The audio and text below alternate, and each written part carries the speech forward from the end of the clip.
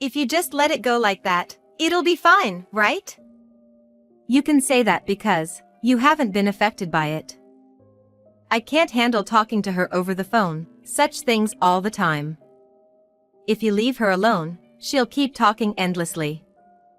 Even though my mother-in-law doesn't bully me, she's a very troublesome person. My parents-in-law live together in their own house, while my husband and I, my brother-in-law and his wife, and my sister-in-law, each live separately. If we travel by car, each residence is within a 1-hour distance, so we can visit back and forth. That's why we always go to my parents-in-law's house during the Bon Festival and New Year, and there is at least minimal interaction between siblings. The three of us, myself, my sister-in-law's wife, and my sister-in-law, have almost no age difference, so we managed to get along well. But maybe my mother-in-law feels lonely, since all the children have left the parents' house, so she calls me, my brother-in-law's wife, and my sister-in-law, almost every day. The topics of our conversations varied. All of them were nothing important. The household appliances in the parents-in-law's house. Are something wrong? Some part of her body, like her throat, waist, shoulder, knee, etc., is hurting. A stray cat entered the yard and made a mess, or she keeps changing the subject and talks for at least 30 minutes. My mother-in-law is a housewife, and she seems bored, so I guess that time isn't a big deal for her, but the three of us, myself, my brother-in-law's wife, and my sister-in-law, all work full-time as permanent employees. We don't have much time to keep her company all the time. If my mother-in-law, who has never worked or had experience in society, can't understand that women's work is hard, then we have no choice but to directly teach her that women's work is not just a side job. We firmly insisted, wrapping our words in euphemism, telling her to stop calling us during work because it's annoying. However, my mother-in-law is not understandable, saying, I'm not spending hours on the phone, so just let it slide. And then she keeps calling. My sister-in-law asked my father-in-law, Dad, both I and my sisters-in-law are working, and it's bothering us when we get called during the day, with no reason. We've tried telling her, but she doesn't listen. Can you ask her to stop? But my father-in-law, who is known for his helpless attitude, replied, No, even if I say something, it's the same. She must just feel lonely. She's not talking for hours, so why don't you give her your time? He tried to convey to us that his values is almost same with my mother-in-law's. Even his own daughter's words have no effect. It seems unlikely that anything I or my sister-in-law's sister-in-law say will make a difference. I thought my father-in-law was helpless, but if he avoids getting involved, even in his own wife's issues, he's way more worse, floating around, causing us distress. Since we can't rely on my father-in-law, who is close by, and even my sister-in-law, who is his own daughter, can't make her listen, the only option left is to ask my husband and brother-in-law to do something about it. You can see a tendency where my mother-in-law is weaker towards my husband, who are her sons, and brother-in-law, rather than my sister-in-law, who is her daughter.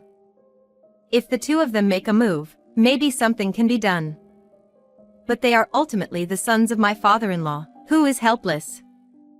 Whether we push or pull, there's no response. Even if my sister-in-law and I ask, We want you to tell our mother to stop calling during work, because it's annoying, they both give us a cold response, saying, If you just let it go like that, it'll be fine.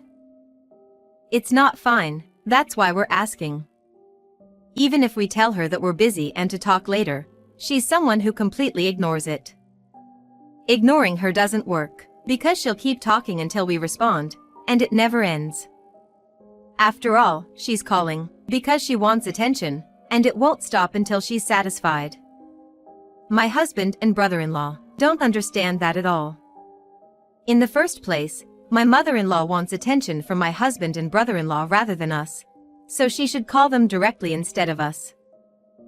My mother-in-law seems to think that she shouldn't disturb the men while they're working, so if there's no urgent matter, she won't call them. It doesn't matter if it's a man or a woman, right? No matter who they are, you should not disturb them while they're working. Anyway, it's clear that The men in this household are useless in solving the problem. If that's the case, we have no choice but to solve it ourselves. However, we have already confirmed that direct communication with my mother-in-law doesn't work. So, I think, we need to make her experience something that makes her want to stop making phone calls. It would be even better if we can also teach those men who showed no intention of solving this matter, claiming that it's not their concern. The three of us will put our heads together and discuss. When three people come together, they bring different perspectives. While exchanging ideas, we finally came up with a strategy. It's not something complicated. Just changing settings of my mother-in-law's cell phone a little. We will change some of the phone numbers in my mother-in-law's phone book to different numbers, while keeping the registered names the same. My mother-in-law is not good with technology. Even registering phone numbers is done by my sister-in-law. Once they are registered, it's just a matter of selecting the names. If my mother-in-law is itching to talk, she probably won't bother checking the phone numbers. She will surely call the changed numbers without realizing it. In fact, my sister-in-law was the one who changed the phone numbers. She can get close to my mother-in-law's phone without arousing any suspicion. The changes are as follows: changed my number to my husband's. Changed my brother-in-law's wife's number to my brother-in-law's. And changed my sister-in-law's number to my father-in-law's sister, my aunt-in-law. The reason we didn't change my sister-in-law's number to my father-in-law's is that, if it's connected to him, it would be easily discovered at home, and there's a risk of the plan being exposed. Besides, our main target is not the men, but my mother-in-law.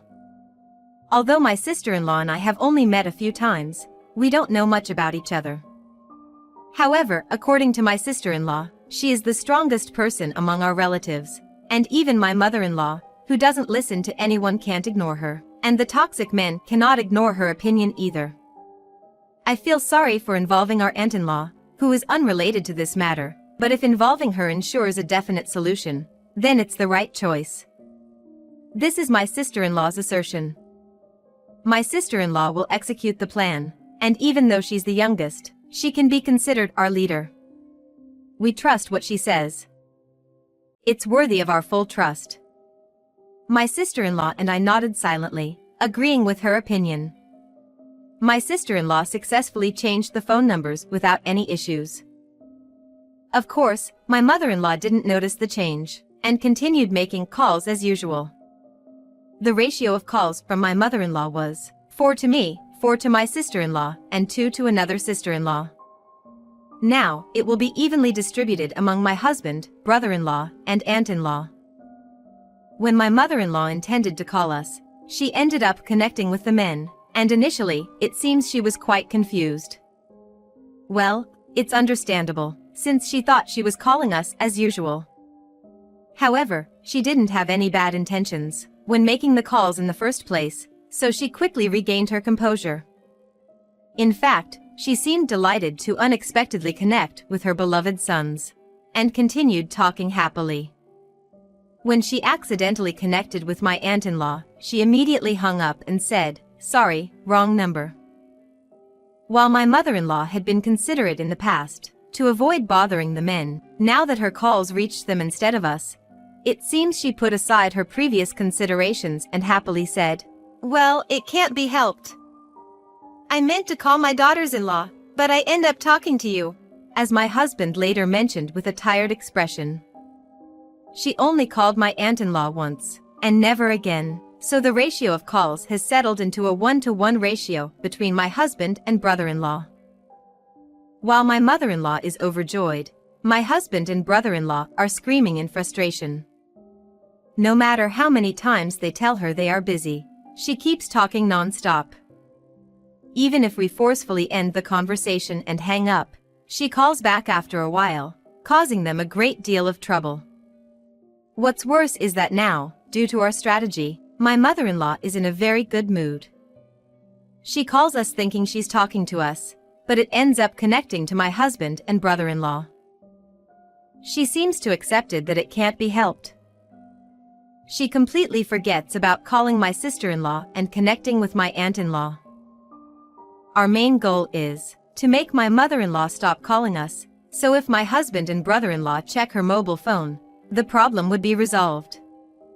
However, in the current situation, we can't say we have achieved our goal. Since my mother-in-law is not comfortable with my aunt-in-law, I don't think she will willingly create an environment where my aunt-in-law scolds her by attempting to call my sister-in-law again. In a last-ditch effort, my mother-in-law apparently consulted my father-in-law about calling my sister-in-law's number and connecting with my aunt-in-law. But father-in-law, who has low self-esteem, dismissed it with a simple, "I don't know." He truly lives up to being called the invisible toxic heir by me. From our perspective, just by making my aunt-in-law receive a call from my mother-in-law once, we can consider it a success in involving my aunt-in-law. Now, all we need to do is take action ourselves. So, we decided to prioritize punishing my husband and brother-in-law. My husband, fed up with my mother-in-law's calls, complained to me, "What's going on? Mom insists that she called you. Even though I told her I was busy, she didn't hang up at all. It was really tough." But I smirked and replied, "I don't know, who my mother-in-law is calling. Besides, didn't you say it yourself? Ignoring her calls would solve the problem, right? If you really think so, why don't you do it yourself? I hope you're not asking me to do something that you can't even do yourself, right?" I threw his own words back at him. He just stammered, "No, well," and couldn't find any more words. The same conversation apparently happened between my brother-in-law and his wife. They didn't expect the words they casually said, as if it were someone else's problem, to come back to haunt them. Unable to find words to retort, I felt a sense of satisfaction as I looked at my husband's frustrated face. Now, all that's left is to teach my mother-in-law a lesson and prevent her from making useless calls to us. The three of us headed to my aunt-in-law's house together. My sister-in-law, with a suspicious expression, said to my aunt-in-law, "Sorry, Auntie. Do you remember that strange call we received from my mother? Well, there's a reason behind it." With tears in her eyes, she explained the situation that led us to switch our contact number in my mother-in-law's phone book. Both my sister-in-law and I were left speechless by her bold performance. Perhaps because my aunt-in-law could only give birth to boys, she doted on my sister-in-law like a kitten, listening intently to her story. After listening to the whole story, my aunt-in-law confidently takes on the task, saying, "That spineless man with a pickling bed. Can't he even confront his wife properly, let alone himself? Pathetic. And to make matters worse, his sons are just like him unnecessarily, taking after their parents. They should drink the bathwater of their younger sister's achievements. All right, I'll take care of the rest. I'll squeeze the life out of both of them." She agrees to help us with a strong determination. Truly reliable. Before reprimanding her mother-in-law, my aunt-in-law calls her husband, father-in-law, and brother-in-law to the house. She unleashes her wrath upon them for not lending a hand when we were in trouble. "What's the meaning of three men standing together and not offering any help? Don't you care about your daughters, your sisters, and your wives? You flimsy curtains. If you're pushed by a mere breeze, you'll flip over, you idiots." Her way of scolding is unique, but the three of them are unable to retort in the face of her furious anger. They all kneel in front of my aunt-in-law, their heads hung low in defeat. Especially my husband and brother-in-law, who have already been cornered by us. Show an extreme level of disappointment. Maybe we could have been a bit gentler with them, haha. Having successfully cornered the men in front of us, my aunt-in-law leads all of us to the in-laws' house. Interestingly, as soon as my aunt-in-law's mother-in-law saw her, she seemed to sense something and tried to escape even though there was nowhere to run. Following my aunt-in-law's instructions, my husband and brother-in-law captured the mother-in-law and made her kneel in front of my aunt-in-law. The mother-in-law's forehead was dripping with sweat. It seems she has a foreboding feeling. My aunt-in-law looked down at her and scolded. You, thinking that just because you're frolicking around like a carefree dragonfly, you think other women are the same? All three of us are working hard. They don't have to accompany you in wasting your time. She scolded her and brought her face closer. The mother-in-law, who had turned pale, heard my aunt-in-law say, Fine. If you have so much free time, I'll accompany you in killing time. Starting tomorrow, come to my house every day. I'll make sure you never feel bored again.